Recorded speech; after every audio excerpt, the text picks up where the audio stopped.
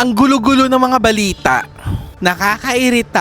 Pero syempre, andito si Pat Talk para i-clear ang mga concerns na yan.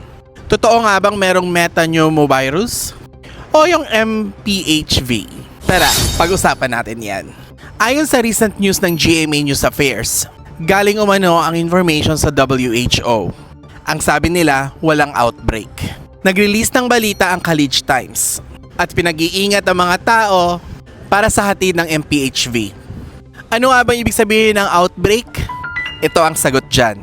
Siyempre ang sabi ni Mr. Google, unforeseen circumstances daw ito o hindi ina-expect. So that means, totoo ang mga haka-haka at totoo ang balita sa China na merong MPHV at matagal na itong meron.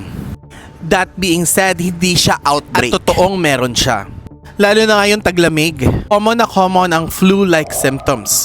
Kaya hanggat maaari magmask muna kayo mga mi.